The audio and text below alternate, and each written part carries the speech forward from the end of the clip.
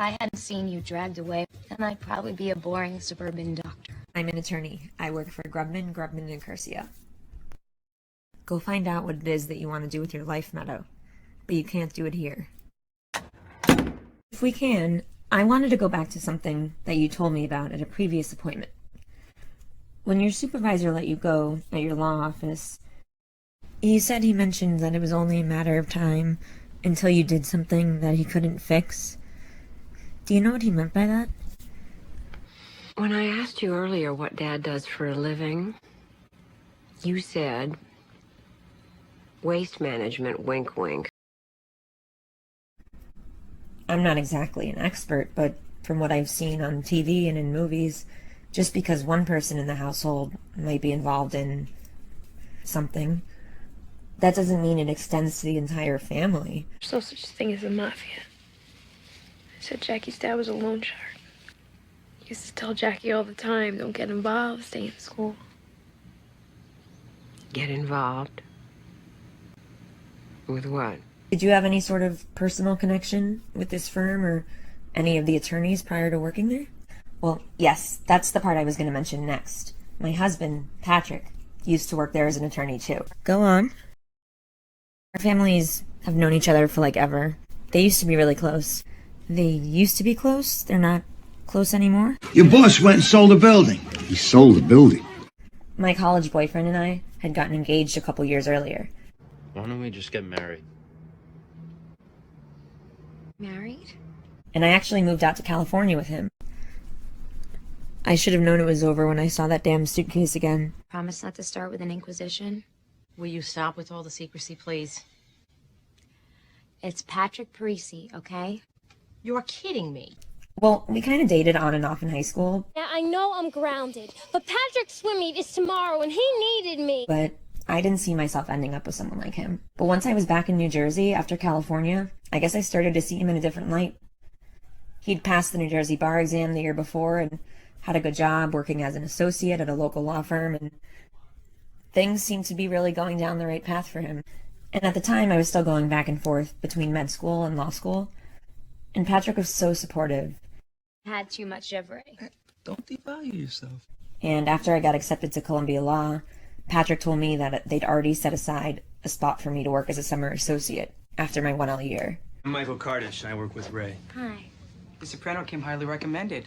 Columbia Dean's List, volunteer at the South Bronx Law Center. And eventually, that led to their offering me a job as an associate upon graduation. So when you first started working there, were things good? Or was there trouble from the beginning? At first it was good, but then things started piling up. You know how it gets. Well, this is really interesting, too. Of course, it's different than the kind of thing we see at the law center. Clients there are so trampled and abused. I need emails from box 44 and 45, July and August. Pull them and leave them with my assistant.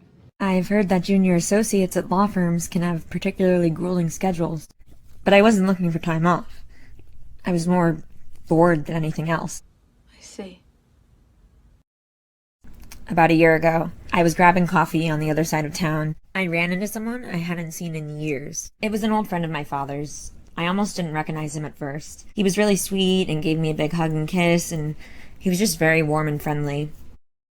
Honestly, if it were anyone else, I would have just said, "Gotta go, let's catch up soon." But I just didn't have the heart to say no to him. I don't know, he looked like lonely. He tells me, "Listen, before you go, no pressure because you're probably way too busy. But if you're interested in making a few extra bucks," I reply, "What kind of help are you looking for?" My father's friend says, "Legal work, what do you think? You remember those fat cats that first came around back when Caputo Live Poultry was still here?" Caputo what? Gracias. Aquí estamos con usted. Siéntate. You know, I've been meaning to ask you. Chicken or the egg? You want to weigh in? That same stupid joke, huh? Caputo Live Poultry. You know, the chickens and the eggs. Your father owned it. Well, until he sold it. Felt kind of bad for the guy, you know. Caputo. His kid was having some problems and all that. Hey, what are you gonna do? Well, guess you learn something new every day. Anyway, once Caputo's went, the rest of the block knew it was just a matter of time. Now they're coming for me. Everyone was all excited about the new mixed-use development and construction. Build, build, build. That's all they do these days. Manager Dare. Welcome to the neighborhood.